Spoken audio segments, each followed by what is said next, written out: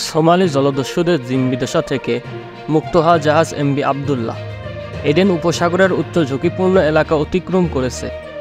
জাহাজের নাবিকদের মধ্যে পূর্ণ স্বস্তি ফিরেছে। জাহাজটি বর্তমানে ঘন্টায় 12 নটিক্যাল মাইল গতিতে চলছে। এই গতিতে চললে আগামী 22 এপ্রিল সকাল নাগাদ এটি দুবাইয়ের হামরিয়া বন্দরে পৌঁছবে। এই বন্দর থেকে জাহাজের নাবিকদের তাদের ইচ্ছা অনুযায়ী বিমানে অথবা জাহাজে করে দেশে ফিরিয়ে আনা হবে। নাবিকদের স্বাগত জানাতে মালিকপক্ষ এবং তাদের প্রতিনিধিরা 21 অথবা 22 এপ্রিল দুবাই রওনা হবেন।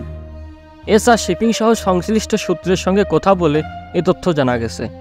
এদিকে আন্তর্জাতিক নেভির যে দুটি জাহাজ এমভি আবদুল্লাহকে পাহারা দিয়ে সোমালিয়া উপকূল থেকে নিয়ে আসছিল, সেই দুটি জাহাজ এখনও পাহারায় আছে।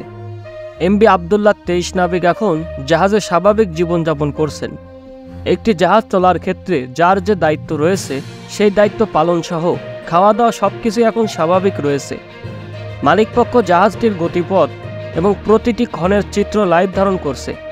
নাবিকদের পরিবারও প্রতিনিয়ত জানছে তাদের খবরাখবর। নাবিকদের দেশে ফেরার জন্য অধীর আগ্রহে অপেক্ষা করছেন স্বজনরা।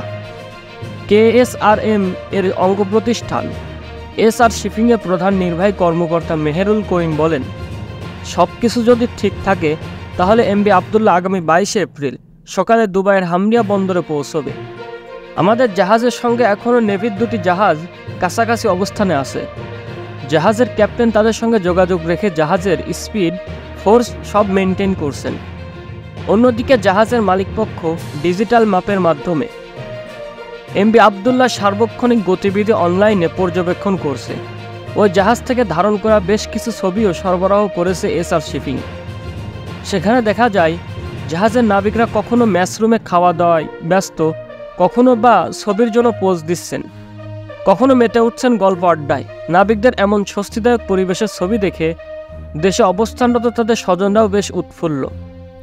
12 মার্চ ভারত মহাসাগরে সোমালি জলদস্যুদের কবলে পড়ে এমভি আবদুল্লাহ। দক্ষিণ আফ্রিকার দেশ মোজাম্বিকের মাফুতো বন্দর থেকে 55,000 মেট্রিক টন কয়লা নিয়ে জাহাজটি দুবাই যাচ্ছিল।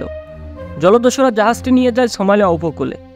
জিম্মি করে জাহাজের 23 নাবিককে, দাবি করে মুক্তিপণ। এরপর তৃতীয় পক্ষের মাধ্যমে সমঝোতা এবং মুক্তিপণের ডলার দস্যুদের কাছে পৌঁছানোর 8 ঘন্টার পর ছিনতাইয়ের 33 দিনের মাথায় জাহাজটি থেকে নেমে যায় জলদস্যুরা। অবসান ঘটে জাহাজ ও 23 নাবিকের জিম্মি দশার।